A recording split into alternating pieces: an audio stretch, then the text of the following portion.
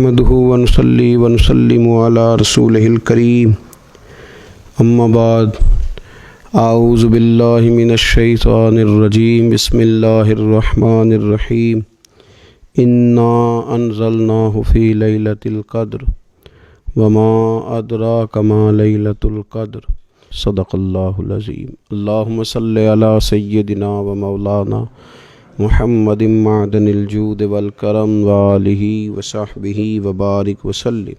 الصلاۃ والسلام علیک یا سیدی یا رسول اللہ وعلی آلک واصحابک یا حبیب اللہ۔ حمد و صلاۃ کے بعد اللہ تعالیٰ نے قرآن مجید میں ارشاد فرمایا کہ انا انزلناہ فی لیلۃ القدر، فرمایا بے شک ہم نے اس قرآن پاک کو لیلۃ القدر میں نازل کیا ہے، قدر والی رات میں نازل کیا۔ وما ادراک ما لیلۃ القدر، قرآن مجید کے انداز پر غور فرمائیں۔ فرمایا تم کیا جانتے ہو کہ لیلۃ القدر کیا ہے؟ تمہیں کیا خبر ہو کہ لیلۃ القدر کیا ہے؟ اس کی اہمیت دیکھیے۔ میں کہا کرتا ہوں کہ صرف اس ایک فکرے کو دیکھ لیا جائے، وما ادراک ما لیلۃ القدر، اور تم کچھ جانتے ہو کہ لیلۃ القدر کیا ہے؟ تمہیں کیا خبر کہ لیلۃ القدر کیا ہے؟ لیلۃ القدر 1000 مہینے سے بہتر ہے۔ ان آیات کو دیکھیں اور ساتھ نبی پاک صلی اللہ علیہ وسلم کا وہ فرمان دیکھیں جس میں حضور علیہ الصلاۃ والسلام نے فرمایا تمہارے پاس ایک مہینہ آ رہا ہے رمضان کا، اس میں ایک رات ہے جو 1000 مہینے سے بہتر ہے، اور یہ لفظ کتنے جھنجھوڑنے والے ہیں۔ حضور علیہ السلام نے فرمایا جو اس رات محروم رہ گیا وہ ہر نیکی سے محروم رہ گیا، جو اس رات محروم رہا محروم ہی رہ گیا۔ اتنی بڑی بات۔ فرمایا تنزل الملائکۃ والروح، اس دن فرشتے اور روح القدس یعنی جبریل امین اترتے ہیں، فیہا اس رات میں، بِإِذْنِ رَبِّهِمْ مِنْ كُلِّ امر، اپنے رب کے حکم سے ہر خیر کے کام کے لیے۔ سلام، یہ رات سلامتی والی ہے، ہی حتی مطلع الفجر، یہاں تک کہ فجر طلوع ہو جائے۔ سرے شام سے لے کر مغرب سے لے کر فجر تک یہ رات سلامتی والی۔ اس کو لیلۃ القدر اس لیے کہا جاتا ہے، ہمارے مفسرین فرماتے ہیں کہ اس دن قدر والی کتاب قرآن پاک قدر والے محبوب پہ نازل ہوئی اور قدر والی امت کی طرف بھیجی گئی۔ نبی پاک صلی اللہ تعالیٰ علیہ وسلم نے جب پرانی امتوں کی عمریں دیکھی، نہ کسی کی 1000 سال ہوئی، کسی کی اس سے زیادہ ہوئی، تو اللہ کے محبوب علیہ السلام کے دل مبارک میں یہ خیال آیا کہ میری امت کی عمریں تو بڑی تھوڑی ہوں گی، تو کیسے اتنی لمبی نیکیاں کر سکیں گے؟ تو اللہ تعالیٰ نے پھر لیلۃ القدر عطا فرمائی۔ گویا اس ایک رات میں جو آدمی نیکی کرے، 1000 دن نہیں۔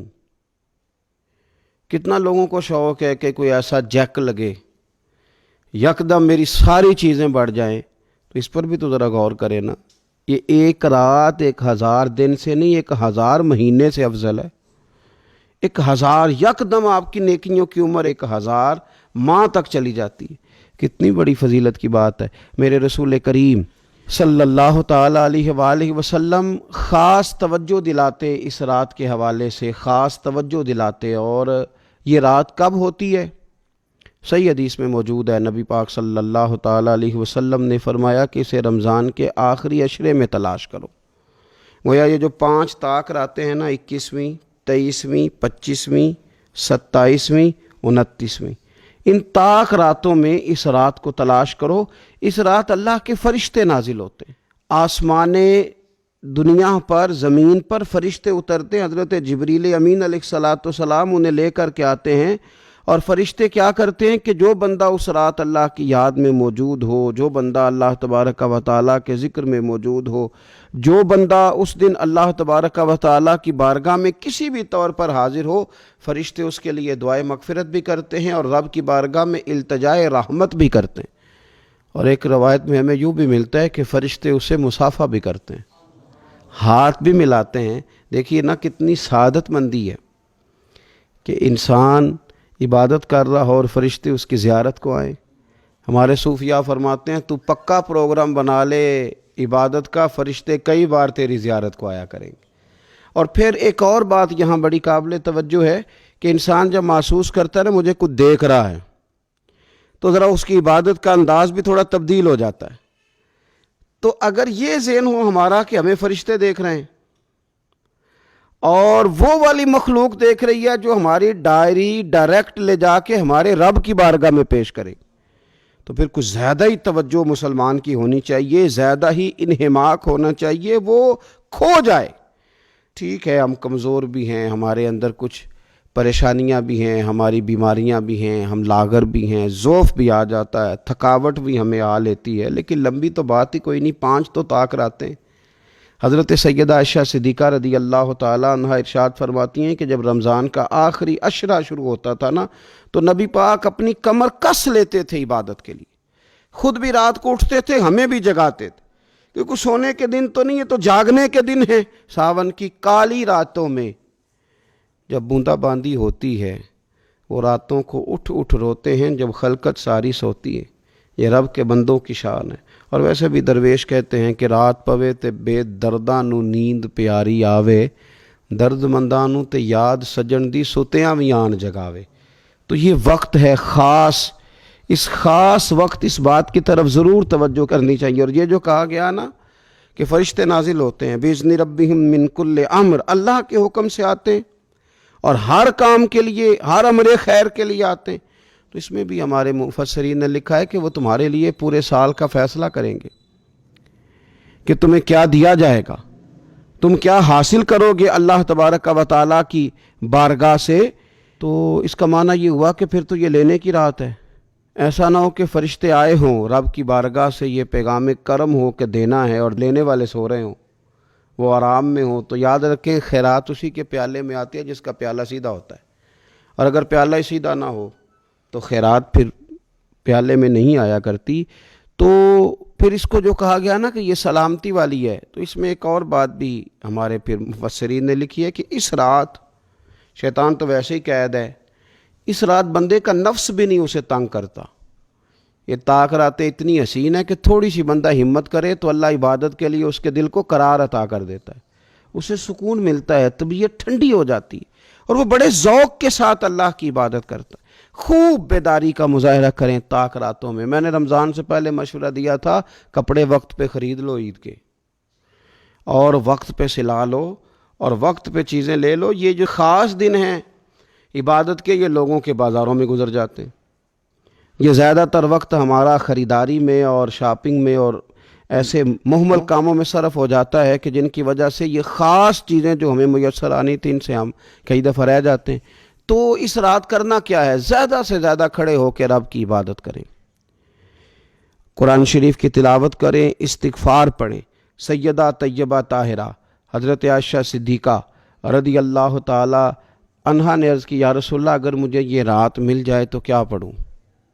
تو فرمایا عائشہ تم یہ دعا مانگنا، اللہم انک عفو، اے اللہ بے شک تو درگزر کرنے والا، تحب العفو، اور تو درگزر کرنے کو پسند بھی کرتا ہے، فاعف عنی، ہم سے بھی درگزر فرما، ہمارے گناہوں کو معاف فرما۔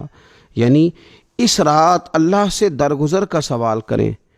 جو لوگوں کے سامنے اپنی خطائیں ہوتی ہیں وہ تو ویسے بیچارے ہر وقت معافی مانگتے رہتے ہیں، جن کے پیش نظر اپنی غلطیاں ہوتی ہیں، جو اپنے رب کریم کی بارگاہ میں حاضر ہونے کا ارادہ رکھتے ہیں صاف ستھرا ہو کر، وہ تو ویسے ہی معافی کے طلبگار ہوتے ہیں۔ تو یہ تو خاص چانس ملا ہے معافی مانگنے کا، تو بالکل سستی کا مظاہرہ نہ کریں، بالخصوص وہ لوگ جو اعتکاف میں موجود ہیں۔ نیند تو کسی وقت بھی آ جاتی ہے، آپ دوپہر کو بھی ذرا چپ کر کے لائٹ آف کریں تو یہ آ ہی جاتی ہے۔